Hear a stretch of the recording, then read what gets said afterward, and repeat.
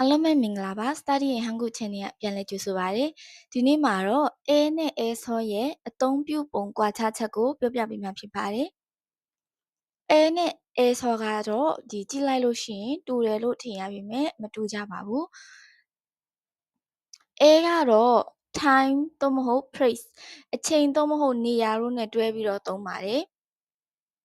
ပြီးတော့နေရာကိုအဓိကဖော်ပြချင်တဲ့အခြေအနေမျိုးမှာလည်း A ကိုသုံးပါတယ်။ 어제, 오늘, 내일, 모레, 방금 ဒီလိုမျိုးအချိန်ပြတဲ့ unit တွေနဲ့တော့တွဲသုံးလို့မရပါဘူး။ဥပမာ저는 10시에 잡니다. 저는 10시에 잡니다. ကျွန်တော်က10နာရီမှာအိပ်ပါတယ်။အဲ့တော့10시에 10시ဆိုတဲ့အချိန်နဲ့ A ကိုတွဲပြီးတော့သုံးထားပါတယ်။ 저는 어제 도서관에 갔어요. ကျွန်တော်ကမနေ့က 어제 မနေ့က 도서관에 စာကြည့်တိုက်ကို 갔어요 သွားခဲ့ပါတယ်။အဲ့တော့ဒါကဒီဝါကျမှာဆိုရင်နေရာကို highlight ထားပြီးတော့ဖော်ပြချင်တယ်။သူကစာကြည့်တိုက်ကိုသွားတယ်ဆိုတာကိုအဓိကဖော်ပြချင်တာဖြစ်လို့ဒီနေရာကိုအဓိကဖော်ပြချင်တဲ့အတွက်ကြောင့် A ကိုသုံးပါတယ်။ 친구는 한국에 가요. တငယ်ချင်းကကိုရီးယားကိုသွားတယ်။အဲ့တော့ 한국 ကိုရီးယားကိုသွားတယ်လို့ပြောတာဖြစ်လို့ 한국 နဲ့နေရာနဲ့ A ကိုတွဲပြီးတော့သုံးပါတယ်။နောက်တစ်ခုကတော့ A ဆောကတော့အချိန်နဲ့တွဲသုံးလို့မရပါဘူး။နေရာနဲ့ပဲတွဲပြီးတော့သုံးပါတယ်။အဲ့တော့နေရာကိုဖော်ပြချင်တာလားဆိုတော့မဟုတ်ဘူး။နေရာနဲ့တွဲသုံးပြီးမြင့်နေရာကိုအဓိကဖော်ပြချင်တာမျိုးမဟုတ်ပဲနဲ့အဲ့ဒီနေရာမှာ action တစ်ခုခုကိုလုပ်နေတယ်ဆိုတာကိုဖော်ပြချင်တာဖြစ်ပါတယ်။ဥပမာ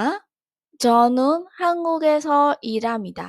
ကျွန်တော်ကတော့ကိုရီးယားမှာအလုပ်လုပ်တယ်။အဲ့တော့သူကကိုရီးယားကိုအဓိကဖော်ပြချင်တာမဟုတ်ပဲနဲ့အဲ့ဒီကိုရီးယားမှာ action တစ်ခုကိုလုပ်နေတယ်။အလုပ်လုပ်နေတယ်ဆိုတဲ့အကြောင်းကိုအလုပ်လုပ်နေတာကိုအဓိကဖော်ပြချင်တာဖြစ်လို့ A ဆောကိုသုံးပါတယ်။ 마리아 씨는 도서관에서 근무합니다.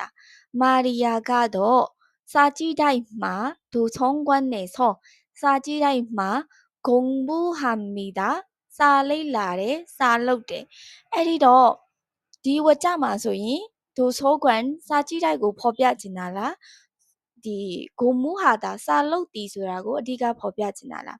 အဲ့တော့도서관ကိုဖော်ပြချင်တာမဟုတ်ဘဲနဲ့စာလုပ်တယ်အဲ့ဒီ도서관မှာအဲ့ဒီနေရာမှာစာလုပ်တယ်ဆိုတာကိုဖော်ပြချင်တာဖြစ်လို့အဲဆောကိုသုံးပါတယ်아빠는 미국에서 삽니다. အဖေကတော့미국အမေရိကန်မှာနေပါတယ်နေထိုင်တယ်အဲ့ဒါကြောင့် A ဆောကိုသုံးပါတယ်အဲ့တော့ A ကကြတော့အဲ့ဒီနေရာကိုသွားတယ်နေရာကိုအဓိကဖော်ပြတာ A ဆောကကြတော့အဲ့ဒီနေရာမှာလုပ်တဲ့ action ကိုဖော်ပြတာဖြစ်ပါတယ်အဲ့တော့ဒီနှစ်ခုကိုကွဲကွဲပြားပြားသိဖို့နားလည်ဖို့လိုပါတယ်ကဲအဲ့ဆိုရင် A နဲ့ A ဆောရဲ့ကွာခြားချက်ကိုနားလည်သဘောပေါက်ပြီလို့ထင်ပါတယ်ဒီနေ့ကတော့ဒီလောက်ပါပဲနောက်ဗီဒီယိုမှာပြန်တွေ့ပါမယ်အဆုံးထိကြည့်ပေးကြတော့ကျေးဇူးအများကြီးတင်ပါတယ်ရှင်